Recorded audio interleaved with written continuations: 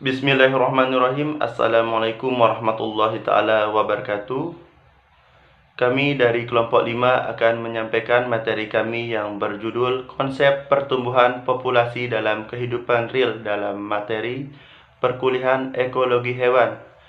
Dengan penyampaian materi pertama disampaikan oleh saya, Raden Dedi Irawan, dengan nomor NIM 190104101.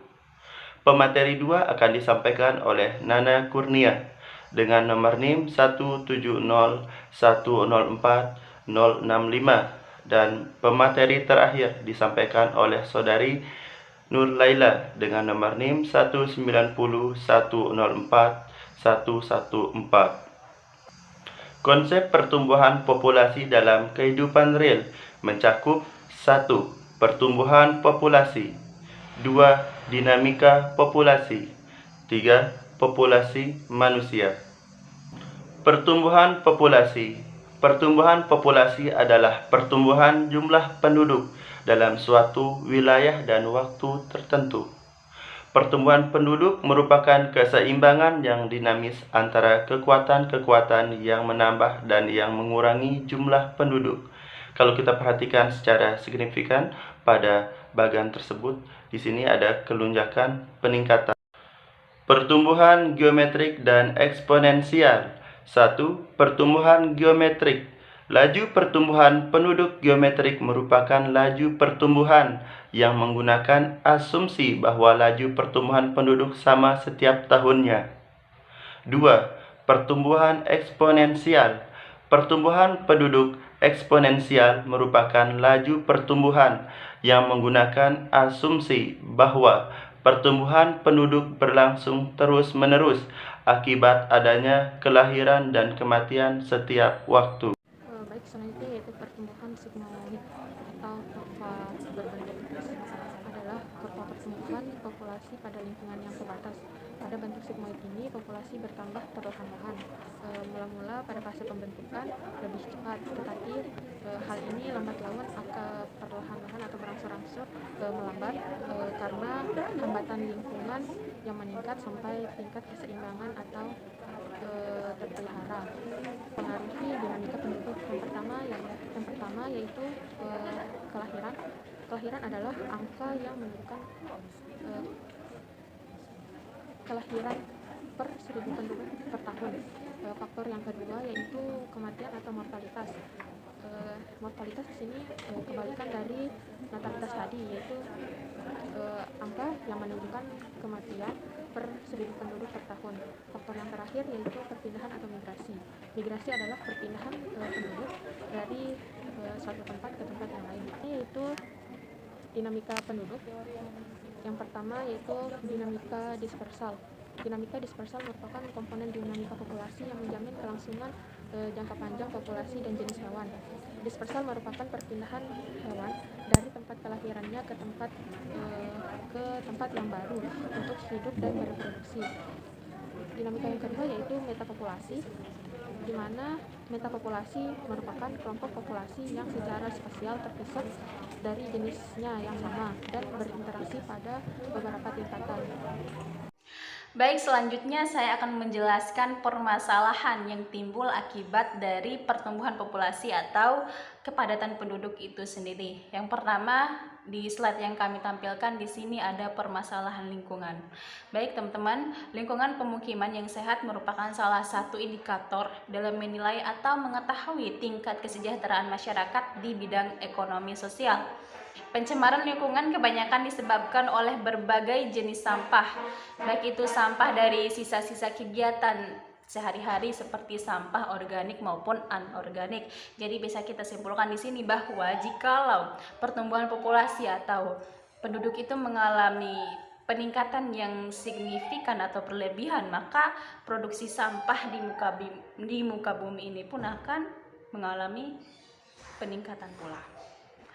Selanjutnya yaitu permasalahan kedua, di sini ada kerusakan alam. Nah, di sini sudah kita tampilkan gambar berupa kebakaran hutan itu sendiri.